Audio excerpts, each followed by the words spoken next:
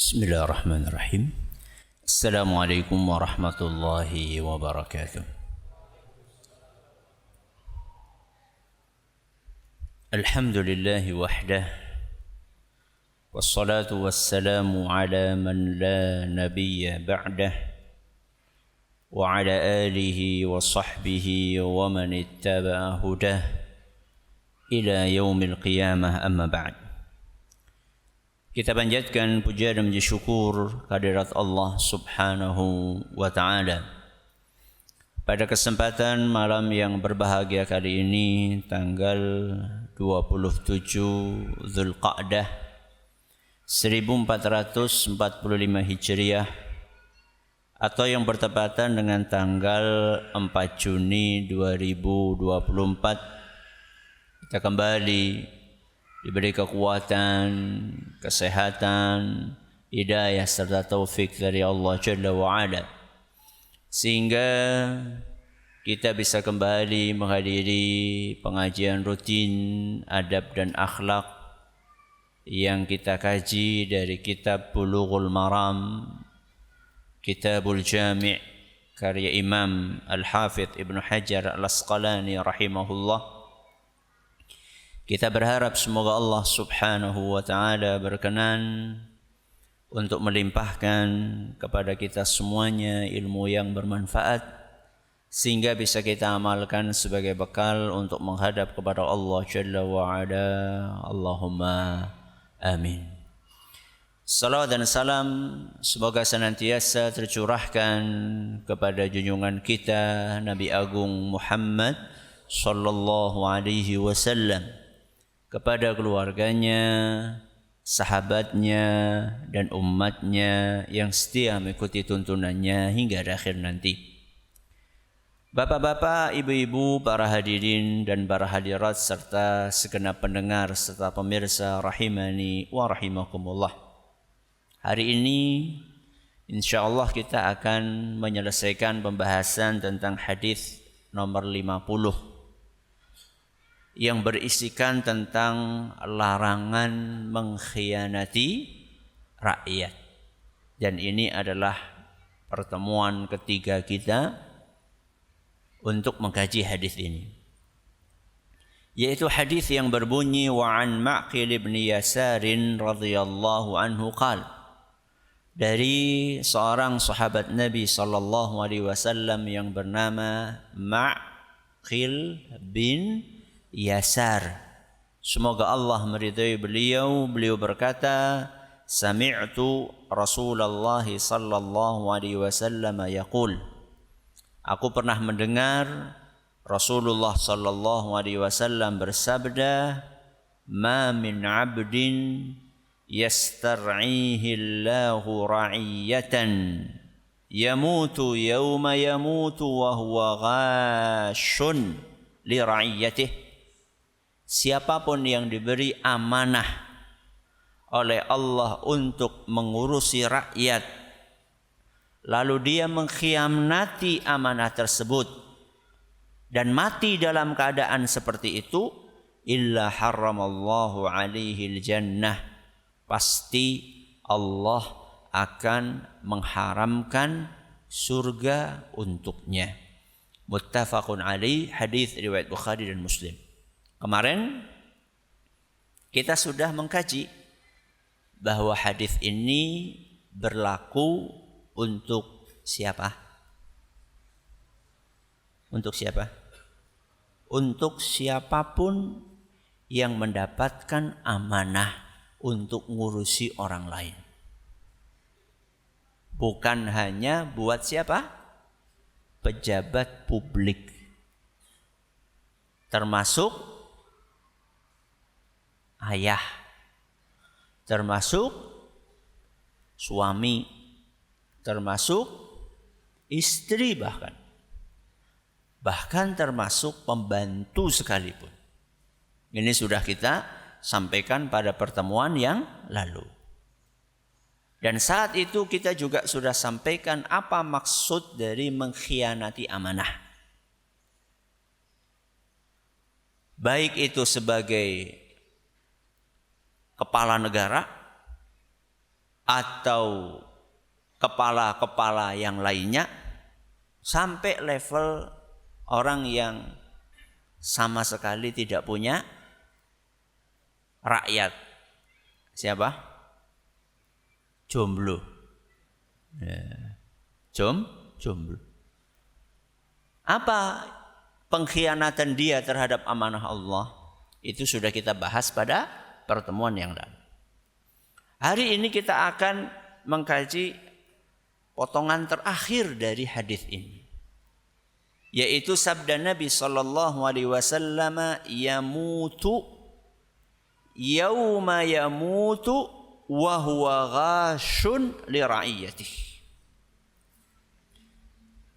Orang yang mengkhianati amanah tersebut mati dalam keadaan kondisi mengkhianati amanah.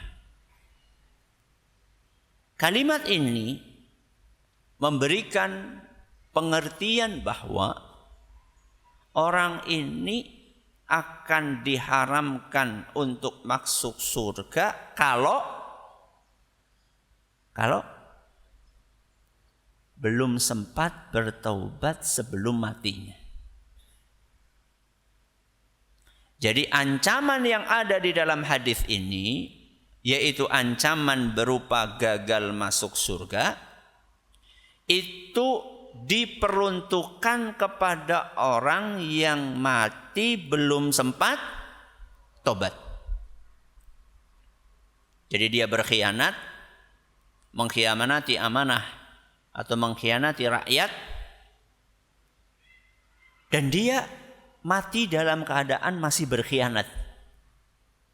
Belum sempat apa tadi? Tobat. Berarti kalau sempat tobat gimana? Kalau sempat tobat gimana? Ada peluang untuk masuk surga. Yeah. Jadi kalimat di dalam hadis ini, yamutu yauma yamut, dia mati dalam keadaan seperti itu. Berarti kalau matinya tidak dalam keadaan seperti itu, terancam atau tidak? Tidak. Karena dia sudah tobat. Cara tobatnya gimana? Cara tobatnya gimana? 1, menyesal. 2, meminta maaf. 3, memperbaiki diri. 4, mengembalikan hak. Apa yang pertama? Menyesal. 2, meminta maaf. 3, memperbaiki diri. 4, mengembalikan hak. Yang pertama, menyesal. Karena Rasulullah SAW menyampaikan an-nadamu taubah. Penyesalan adalah bukti taubat seseorang. Jadi orang tidak dianggap bertaubat kalau dia belum menyesali perbuatan buruk yang pernah dia lakukan. Yang kedua apa? Meminta maaf. Kepada siapa? Kepada rakyat yang dia khianati. Kepada rakyat yang dia khianati. Rakyat mana? Rakyat mana? Rakyat yang berada di bawah tanggung jawabnya. Berarti rakyat mana? Ya yang di bawah tanggung jawabnya. Mau negara, mau provinsi, mau kabupaten, mau RT, mau rumah tangga, mau instansi, mau kementerian. Jadi minta maaf adalah sebuah kemuliaan. Ada sebagian orang merasa minta maaf adalah sebuah kehinaan, gengsi untuk minta maaf. Enggak, minta maaf adalah sebuah kemuliaan. Kata Rasulullah sallallahu alaihi wasallam dalam sebuah hadis yang diriwayatkan oleh Imam Bukhari, "Man kanat lahu madlamatun li akhihi min 'irdihi aw syai'in falyatahallalhu minhul yaum." Barang siapa pernah berbuat zalim kepada orang lain, berkhianat kepada orang lain, entah kezaliman itu terkait dengan harga diri orang tersebut atau apapun bentuk kezaliman itu, maka hendaklah minta dihalalkan sekarang. Kapan? Sekarang. Minta dihalalkan. Maksudnya apa? Minta sertifikat halal? Bukan. Dihalalkan minta dimaafkan. Seorang suami yang pernah mengabaikan siapa? Istrinya, minta maaf. Seorang guru yang pernah menzalimi muridnya, minta maaf. Nyetrap tapi salah sing disetrap. Mungkin? Apa mana sing hobinya nyetrap? Ya, Cal, angkat tangan nih. Ya. Kok salah? Wis kadung disetrap sedina wis nganti gosong kulite. Oh, salah wong. Enggak mau minta maaf. Oh, tunggu nanti hari kiamat. Ya. Minta maaf. Ini yang keberapa ini? Yang kedua. Apa yang ketiga? Memperbaiki diri. Apa dalilnya Ustaz? Al-Quran surat Al-Ma'idah. Surat apa? Al-Ma'idah ayat 39. Ketika Allah subhanahu wa ta'ala sedang membicarakan tentang aturan taubat yang seperti apa yang akan diterima, kata Allah subhanahu wa ta'ala, "Faman taba min ba'di zulmihi wa aslaha." Barang siapa yang bertaubat dari kezaliman yang pernah dia kerjakan, wa aslaha, dan memperbaiki diri. Jadi taubat itu harus diiringi dengan apa? Memperbaiki diri. Fa innallaha yatubu alaih. Orang yang seperti inilah yang akan diterima taubatnya. Jadi taubat itu bukan hanya sekedar apa? Diucapkan di lisan, tapi harus ada perubahan menjadi lebih baik lagi. Contoh, seorang ayah yang mengkhianati anak-anaknya. Anak-anaknya tidak pernah diurus, tidak pernah dididik, tidak pernah diajari sholat, tidak pernah diingatkan sholat. Sampai anaknya gede. Sehingga anaknya gede, tidak apa? Tidak sholat. Baru sadar ketika ngaji di Jensut. Maka perbaiki diri. Dan sebelum perbaiki diri minta maaf. Dan sebelum minta maaf, sesali perbuatan buruk itu. Datang kepada anak, "Maaf nak, bapak salah. Dulu enggak memperhatikan pendidikanmu. Dulu enggak pernah ngajak kamu sholat. Bapak salah nak. Bapak minta maaf. Ayo nak sholat."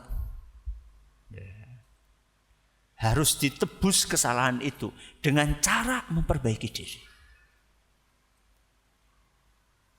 Termasuk kepada istrinya yang dibiarkan enggak jilbaban bertahun-tahun.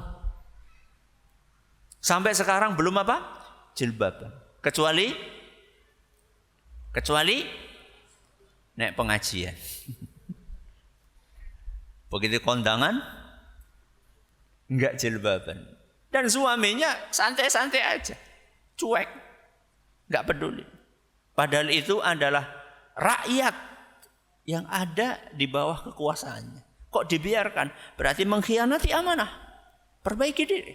Mulai hari ini ingatkan istrinya. Walaupun cuma beli minyak di mana? Warung depan rumah. Walaupun cuma nyapu halaman rumah.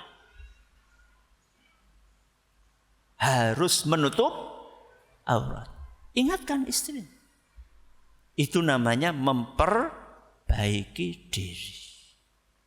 Majikan yang kemarin-kemarin nunda-nunda gajian. Motong-motong gajian. Wis setitik dipotong maning. Minta maaf, kembalikan. Kembalikan. Wah, Ustaz. Sudah lama banget, Ustaz. Pembantuku wis melu nyong 20 tahun, Ustaz. Selama 20 tahun itu dipotongi dan potongannya ini bukan karena dia melakukan kesalahan, wis pengen baik. Maka kembalikan. Oh ya kayak banget, ya salah dewek. Nah, kembalikan. Maka yang keempat, apa itu? Mengembalikan hak. Ya. Majikan kepada pembantu atau pembantu kepada majikan? Nah, dua-duanya. Majikan kepada pembantu tadi yang suka nyunati apa? Gaji. Ya. Pembantu kepada majikan apa? Jujulan orang dibalekakan. Kembalian belanjaan enggak dikembalikan. Itu khianat namanya. Mengkhianati amanah. Ustaz is kelalen, ya dihitung. Ya. Kira-kira biasanya kembaliannya berapa? Ya. Kalau sudah diikhlaskan sama majikannya, alhamdulillah, tahunya jenengan ikhlas. Kayane orang bisa kayane. Kalau sudah masalah duit gue, angel, susah. Kecuali kalau benar-benar majikannya sudah mengatakan kepada si pembantu, saat pembantunya minta maaf kepada siapa? Majikannya, nun sewu bu, dulu saya itu kalau disuruh belanja, terus ada apa? Kembaliannya itu biasanya saya pakai sendiri. Lah wis ora apa-apa.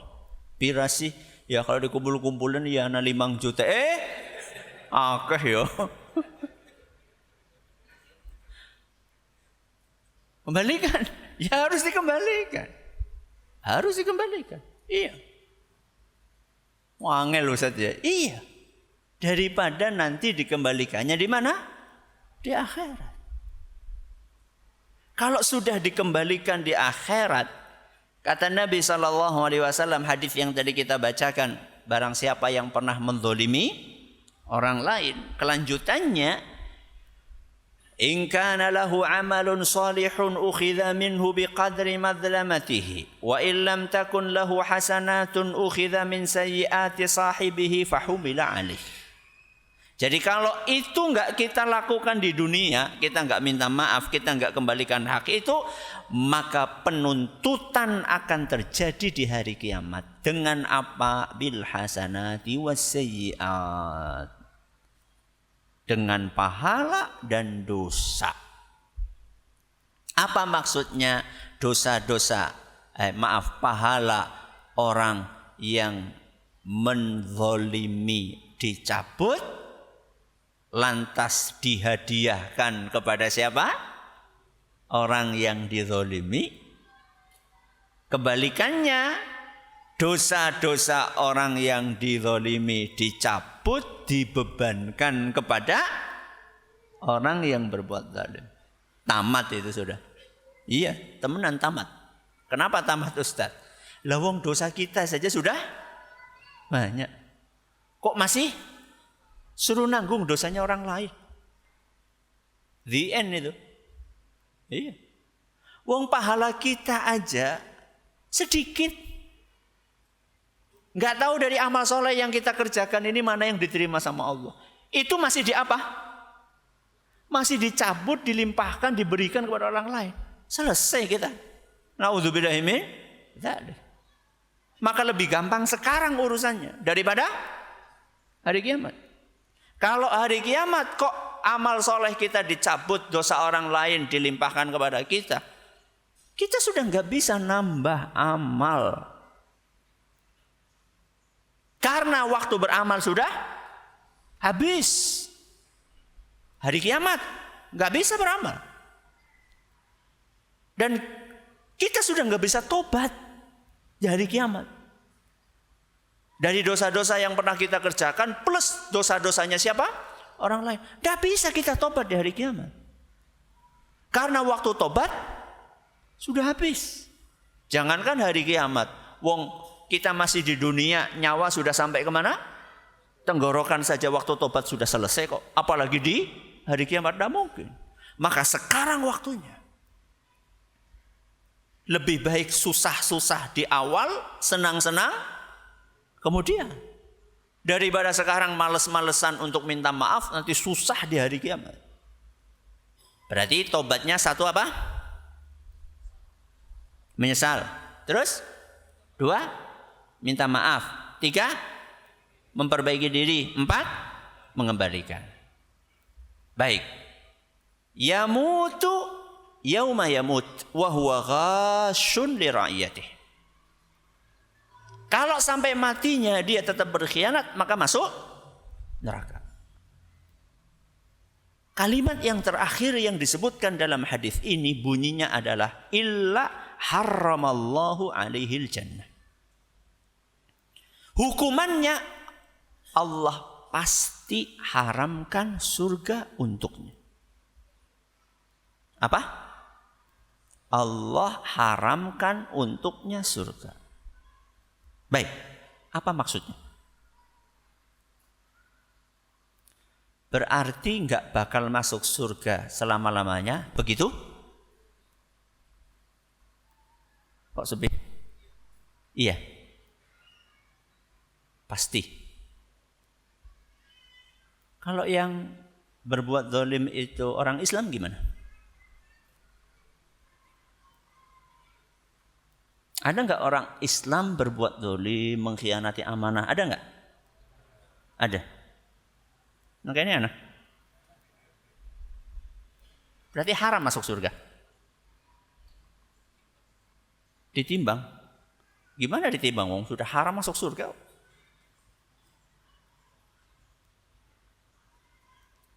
Ada 2 pemahaman yang keliru di sini. Ada berapa?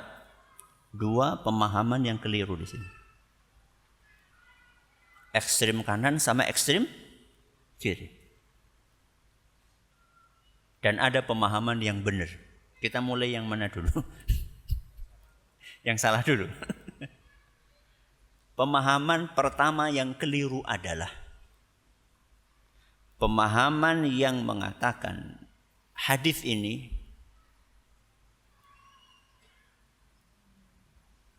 hanya tertuju kepada orang kafir. Hadis ini dan yang semisal itu hanya ditujukan kepada siapa? Orang kafir. Jadi kalau ada orang kafir mengkhianati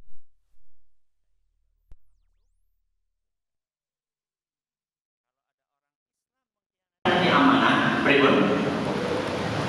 Aman. Enak orang enak. Kok sepi? Penak atau kepenak? Wong menyimpang kok kepenak? Ini pemahaman pertama menyimpang. Pemahaman menyimpang pertama adalah hadis ini berlaku hanya kepada orang kafir dong. Orang Islam mau ngapain, yang penting masih Islam. Sing penting KTP-nya apa? Islam, aman wis. Pasti masuk surga. Enggak mungkin akan haram masuk surga. Walaupun sebanyak apapun dosa yang dia kerjakan, enggak mungkin masuk neraka, pasti langsung masuk surga. Ini pemahaman menyimpang yang pertama. Pemahaman ini dianut oleh sebuah sekte yang bernama sekte Murji'ah. Apa? Murji'ah.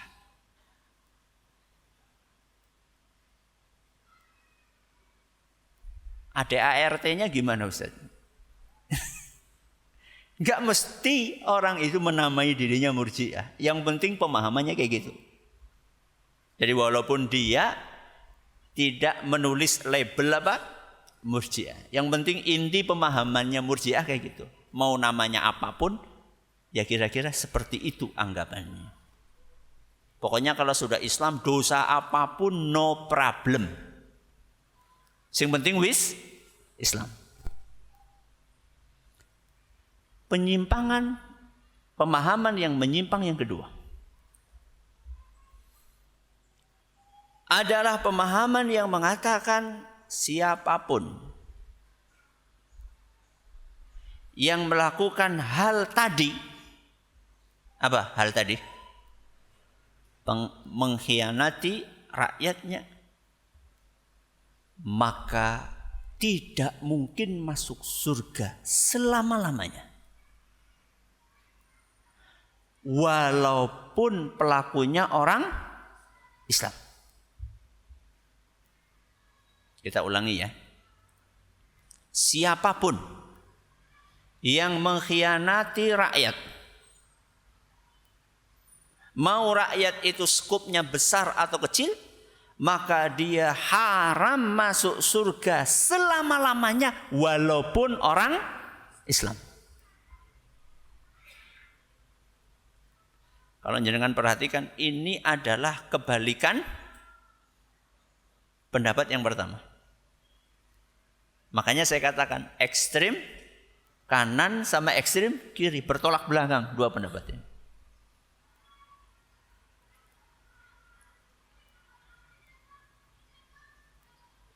Karena menurut mereka kalau sampai ada orang Islam mengkhianati amanah berarti kafir.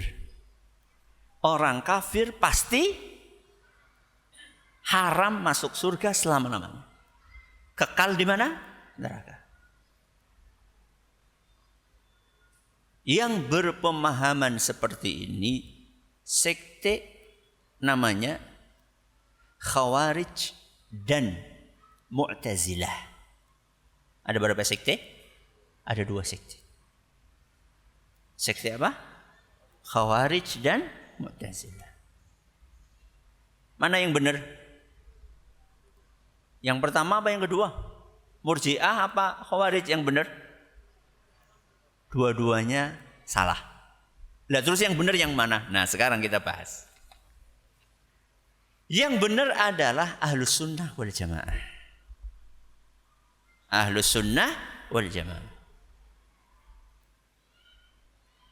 Di antara dua ekstrim tersebut, yang kanan dan kiri, Ahlus Sunnah berada di mana?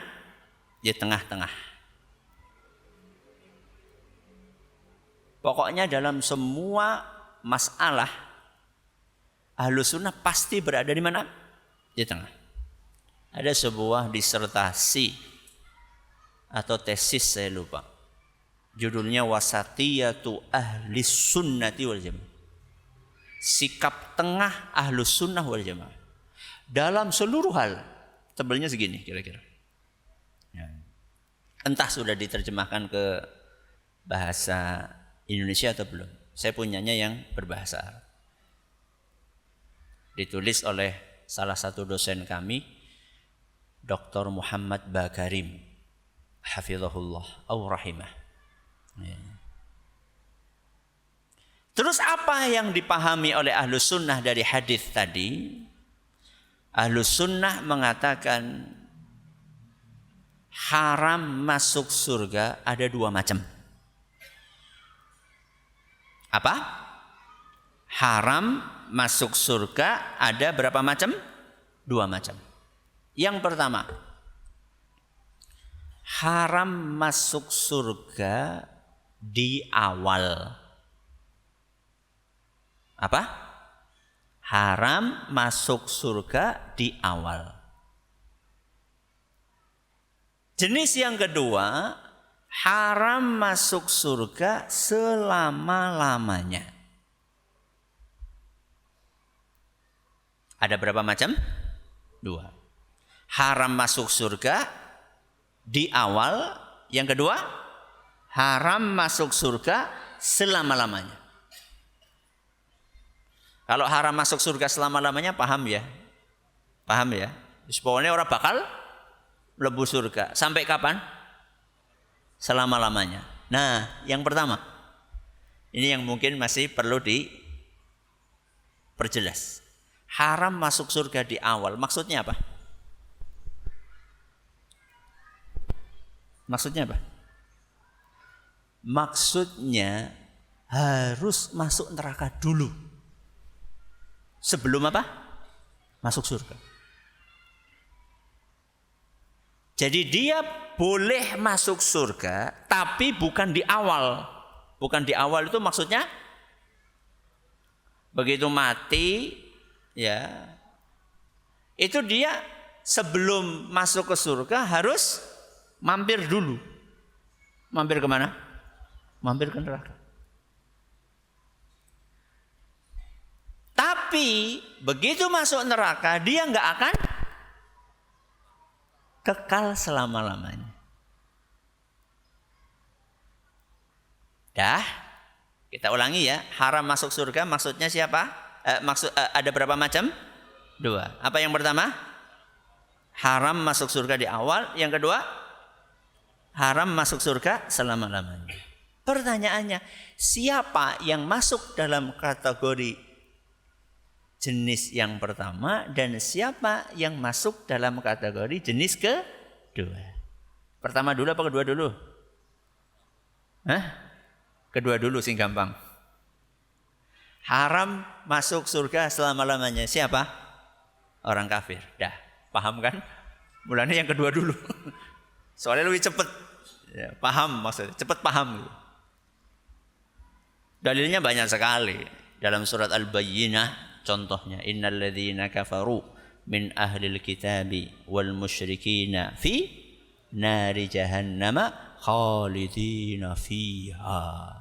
Sesungguhnya orang-orang kafir dari kalangan ahli kitab maupun orang-orang musyrik, maka mereka pasti masuk ke dalam neraka jahanam khalidina fiha. Apa artinya? Kekal selama-lamanya. Berarti kalau di neraka kekal selama-lamanya, berarti kan tidak mungkin apa? Masuk surga. Haram. Sampai kapan haramnya? Selama-lamanya. Siapakah mereka? Orang kafir. Nah, sekarang kita pindah. Yang pertama, haram masuk surga di awal. Siapa itu? Siapa itu? Orang Islam yang mengkhianati amanah. Orang Islam yang mengkhianati amanah rakyat. Ada? Ada? Banyak. Kalau kita salah satunya mudah-mudahan tobat sebelum apa? Mati. Jadi kalau ada orang Islam mengkhianati amanah berupa rakyat yang Allah amanahkan kepada dia, maka orang Islam ini haram masuk surga di awal. Alias dia harus diazab dulu. Namun azabnya tidak selama-lamanya. Untuk membedakan antara orang Islam dengan orang kafir. Apa harus dibedakan? Harus dibedakan? Harus. Kenapa harus dibedakan? Karena orang Islam punya iman. Karena orang Islam sholat. pejabat yang korupsi duit rakyat. Ini mengkhianati amanah atau tidak? Mengkhianati. Tapi pejabatnya sholat apa ora? Ya sing sholat. Dia haji enggak? Dia umroh enggak? Dia ngaji enggak? Di wong. Berarti dia punya iman enggak? Punya. Iman yang dia miliki ini menjadi sebab dia tidak selama-lamanya di neraka. Allah Azza wa Jalla menghargai keimanan yang dia miliki tersebut. Tidak ada keimanan yang diapakan? Yang diabaikan, tidak ada. Ayatnya kan jelas. فَمَنْ يَعْمَلْ مِثْقَالَ ذَرَّةٍ خَيْرًا يَرَهُ وَمَنْ يَعْمَلْ مِثْقَالَ ذَرَّةٍ شَرًّا يَرَهُ. Siapapun yang melakukan kebaikan walaupun hanya sebesar debu, maka pasti dia akan mendapatkan balasannya. Sebaliknya, barang siapa yang melakukan kejahatan walaupun hanya sebesar debu, maka dia pun juga akan mendapatkan balasannya. Allah hargai keimanan itu walaupun sebesar debu.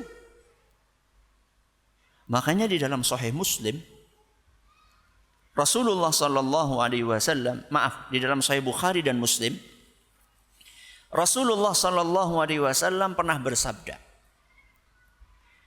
"Yudkhilullahu ahlal jannatil jannah, yudkhilu man yasha'u bi rahmatih, wa yudkhilu ahlan narin nar."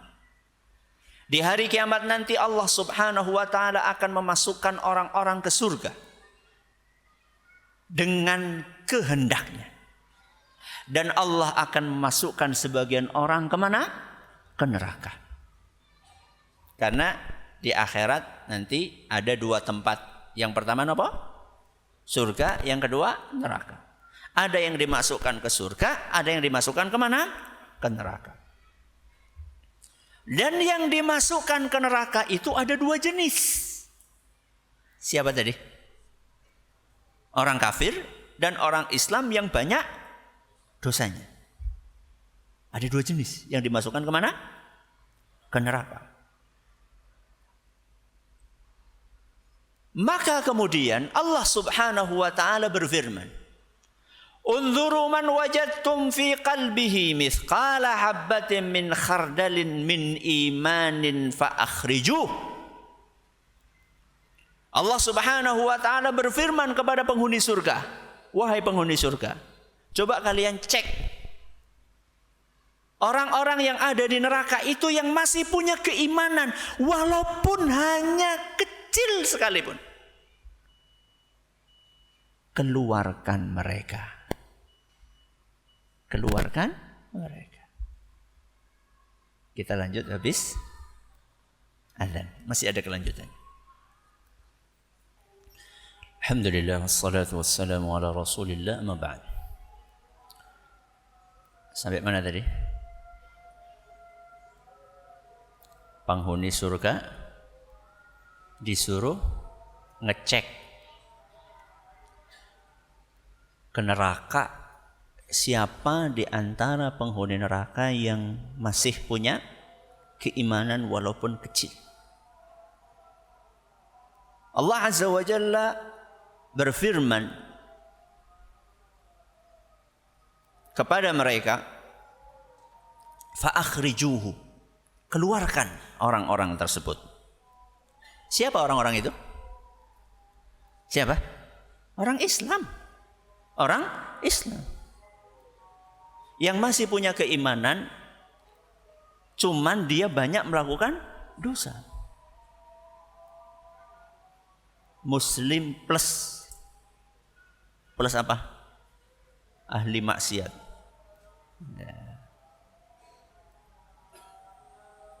Maka kemudian fayukhrajuna minha humaman qadim tahashu. Maka kemudian orang-orang itu dikeluarkan dari neraka dalam keadaan sudah menjadi arang. Sudah gosong, arang.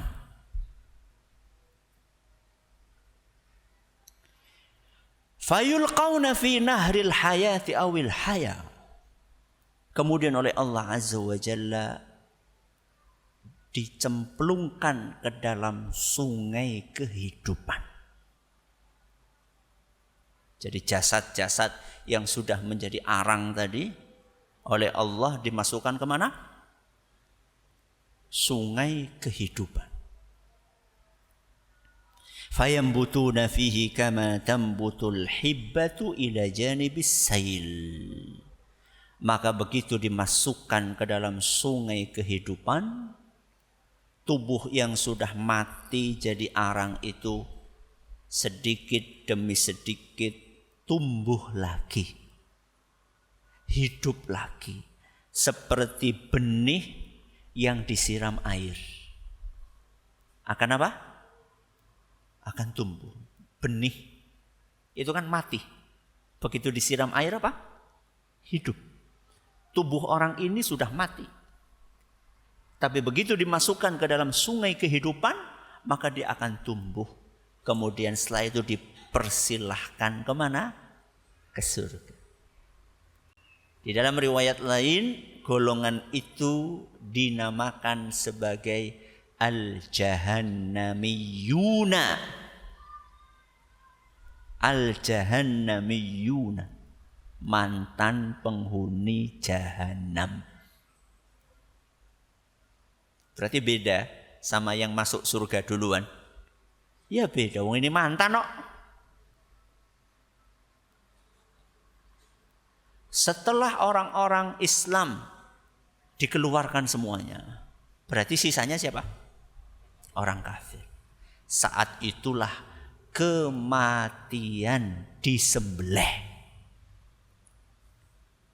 Kematian disembelih. Alias setelah hari itu sudah tidak ada lagi kematian. Penghuni surga akan kekal, enggak mungkin mati. Penghuni neraka yang dari orang-orang kafir akan kekal, enggak mungkin mati. Karena kematian sudah mati.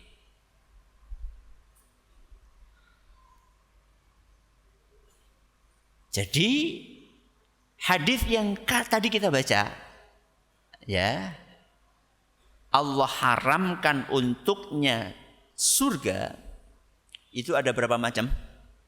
Ada 2. Yang pertama siapa? Orang Islam, ya. Yang kedua orang kafir. Kalau orang Islam maksudnya haram masuk surga adalah di awal, berarti masuk neraka dulu. Kalau yang kedua orang kafir, berarti haram masuk surga selama-lamanya. Ustaz, berarti ada orang masuk neraka terus keluar? Ada. Tadi dalilnya sudah kita baca. Hadis sahih riwayat Bukhari dan Muslim. Gak cukup sampai di situ. Ulama semuanya itu sepakat. Sudah berijma ulama itu. Bahwa orang Islam kalau ada yang masuk ke neraka, maka bisa dikeluarkan. Pasti akan dikeluarkan. Itu sudah ijma para ulama. Banyak ulama yang menukil itu. Contoh Imam Abul Hasan al-Asy'ari. Beliau menukil ijma tersebut. Imam Abul Mudhaffar As-Sam'ani juga menukil hal yang sama. Imam Al-Baghawi menukil hal yang sama. Imam An-Nawawi juga menyampaikan hal yang sama. Dan masih banyak ulama yang lainnya. Ini cuma saya kasih contoh 4 ulama saja. Dan masih banyak ulama yang lainnya yang mengatakan ini sudah ijma'nya Ahlussunnah wal Jamaah. Sehingga tadi yang menyelisihi sekte sudah keluar dari apa? Ahlussunnah. Yang pertama sekte Murji'ah, yang kedua sekte Khawarij dan Mu'tazilah. Ahlussunnah mereka sepakat bahwa orang yang masuk neraka ini masih ada kemungkinan kalau dia orang Islam untuk dikeluarkan dari mana? Dari neraka. Ustaz, Mungkin nggak ada orang Islam, banyak dosa. Terus sama Allah dosa-dosanya diampuni semua dan masuk surga langsung. Mungkin? Mungkin? Hah? Mana dalilnya? Dalilnya firman Allah Azza wa Jalla di dalam surat An-Nisa ayat 48. Surat apa? An-Nisa ayat 48. Apa kata Allah? Innallaha la yaghfiru ay yushraka bih. Allah tidak akan mengampuni dosa syirik. Allah tidak akan mengampuni dosa syirik. Kalau mati belum sempat apa? Tobat. Berdasarkan ayat yang lain. Terus apa kelanjutannya? Wa yaghfiru ma duna dzalika liman yasha. Kalau dosanya di bawah syirik levelnya, maka Allah kalau mau akan mengampuni. Kalau apa? Allah mau akan mengampuni. Berarti terserah Allah. Jadi ada orang-orang Islam yang banyak dosa di hari kiamat diampuni sama Allah. Sehingga dia enggak mencicipi neraka. Dan ada orang Islam yang banyak dosa di hari kiamat Allah enggak mau mengampuninya. Sehingga dia pun dimasukkan ke dalam neraka, diazab di situ sampai dosanya bersih. Baru kemudian diapakan? Dikeluarkan. Berarti nasib orang Islam yang banyak dosa itu bagaimana? Terserah Allah. Itu yang diistilahkan tahtal masyiah. Apa? Tahtal masyiah. Terserah Allah. Kalau Allah mau mengampuni, ya diampuni. Kalau Allah mau menyiksa, ya disiksa. Berarti banyak dosa masalah atau tidak masalah? Hah? Masalah? Kan mungkin aja diampuni. Kan mungkin aja diampuni. Iya, tapi kan juga ada kemungkinan yang kedua. Kita itu jangan cuma ngelihat satu sisi. Ada dua kemungkinan. Maka itulah indahnya akidah Ahlussunnah wal Jamaah. Ahlussunnah wal Jamaah mengatakan kalau ada orang Islam mati banyak dosa, maka terserah Allah. Terserah Allah. Ini kalau Allah mengampuni ya akan diampuni, kalau Allah menyiksa akan disiksa. Ketika kita tahu bahwa nasib orang yang banyak dosa di hari kiamat dari kalangan kaum muslimin akan seperti itu, maka dia berada di dalam posisi antara takut dan harap. Antara apa? Takut dan harap. Khauf dan roja. Dan menjaga keseimbangan antara dua perasaan ini bagus. Untuk kebaikan hidup kita. Antara takut dan harap. Takut. Siapa tahu disiksa. Siapa tahu disiksa. Sehingga dia enggak gampangin dosa. Enggak meremehkan maksiat. Karena dia tahu ini ada kemungkinan disiksa. Tapi di sisi lain dia punya harapan. Karena ada kemungkinan diampuni, maka dia tidak putus asa. Sebanyak apapun dosa yang dia kerjakan, dia tidak putus asa. Dia tetap optimis kalau tobat kemungkinan besar akan diampuni sama Allah. Jadi ketika kita punya akidah yang benar, kita tidak terjerumus kepada praktek menggampangkan dosa, juga tidak terjerumus kepada praktek putus asa. Itulah indahnya akidah Ahlussunnah wal Jamaah. Makanya setialah dengan akidah Ahlussunnah wal Jamaah. Dan ini bukan monopoli ormas tertentu. Tapi siapapun yang berpegang dengan Al-Quran dan sunnah Nabi kita Muhammad SAW dalam akidah, dalam akhlak, dalam ibadah, maka dia adalah Ahlussunnah wal Jamaah. Semoga kita termasuk golongan tersebut. Terima kasih atas perhatiannya. Mohon atas segala kekurangannya. Kita akhiri dengan doa kafaratul majelis. Subhanakallahumma wa bihamdika asyhadu an la ilaha illa anta astaghfiruka wa atubu ilaik. Assalamualaikum warahmatullahi wabarakatuh.